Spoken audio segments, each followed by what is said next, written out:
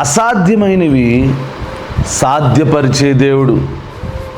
అసాధ్యమైనవి మన ద్వారా నీ జీవితంలో ఏవైతే అసాధ్యంగా ఉన్నాయో వాటన్నిటినీ సాధ్యము చేసుకునే మహిమను ఇవ్వగలిగిన వాడు దేవుడు. ప్రభువైన యేసుక్రీస్తు నామముపేట మీ అందరికీ ప్రత్యేకమైన శుభములు.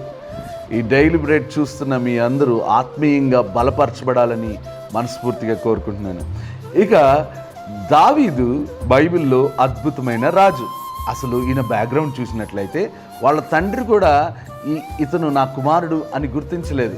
చిన్న కుమారుడు, గొర్రెల కాపరి, ఎక్కడో అరణ్యంలో ఉండేవాడు, యుద్ధము తెలియనివాడు. కానీ ఒక్క దెబ్బతో గొల్యాతును ఓడించినవాడు. అంతకుముందు సింహాన్ని చీల్చినవాడు.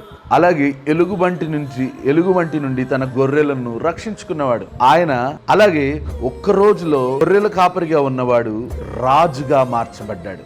ఆయన ఒకవేళ ఏమండి ఈ మహిమ ఎక్కడి నుంచి వచ్చింది మీకు అంటే, గొర్రెల కాపరిగా ఉన్నవాళ్ళు సడన్గా మీరు రాజు ఎలా అయిపోయారండి? మీరు బలహీనులు కదా, సింహాన్ని ఎలా చీల్చారు, ఎలుగుబంటిని ఎలా చంపేశారు అని ఒకవేళ ఆయన అడిగితే ఆయన చెప్పే మాట ఏంటో తెలుసా? కీర్తనల గ్రంథం 62వ కీర్తన 7వ వచనం, నా రక్షణకు నా మహిమకు దేవుడే ఆధారము, నా బలమైన ఆశ్రయదుర్గము, నా ఆశ్రయము దేవుని అందే ఉన్నది.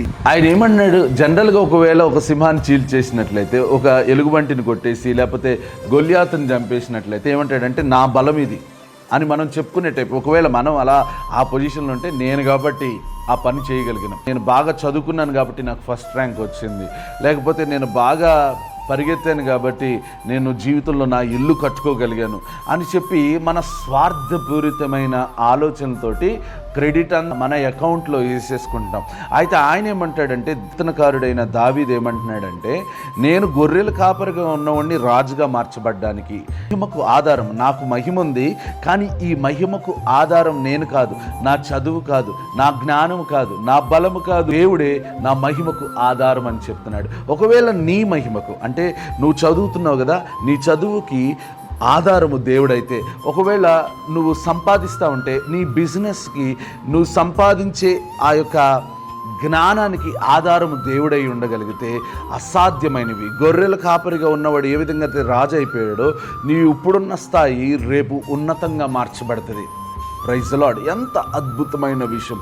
కాబట్టి ఎప్పుడైనా సరే మన మహిమకు ఆధారము దేవుడై ఉండాలి. ఒకవేళ మహిమకు ఆధారం మనుషులై ఉన్నా, ఒకవేళ మన మహిమకు ఆధారం డబ్బై ఉన్నా, మహిమకు ఆధారం ఈ లోకానుసారమైనవి అయ్యున్నా మనము ఏమీ సాధించలేము. ఒకవేళ సాధించినా అవి చాలా స్వల్పమైనవై ఉంటవి.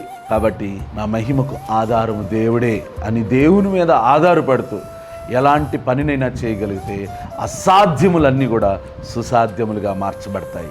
God bless you.